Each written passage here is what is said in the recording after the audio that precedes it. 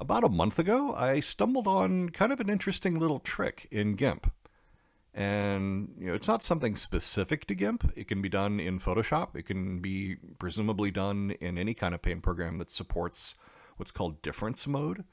But I figured rather than try to explain it, it'd be best to sort of show it. So let's go ahead and get that started. And I recorded myself doing this by hand in GIMP. So here we are. We've got ourselves. We want to go ahead and create, a 1 megapixel by 1 megapixel image. It doesn't necessarily need to be that size, but the important part is that we're in difference mode and that we're using the gradient fill tool. Okay. In this case, we're using a gradient that goes from black to white to black, and it doesn't have to be a symmetric gradient, just as long as it just encompasses those values. You can actually even do it in color too.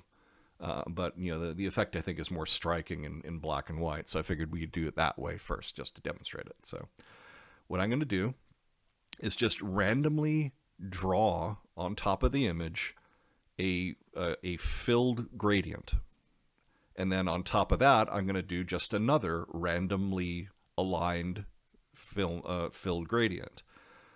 You can see here's the first pass, and then second pass, third pass, fourth pass. You can just keep going and going and going.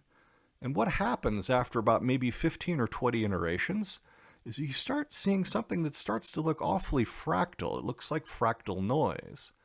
If you keep going further and further to about maybe 20 or 30 iterations, you get things that look, starting to resemble, natural textures.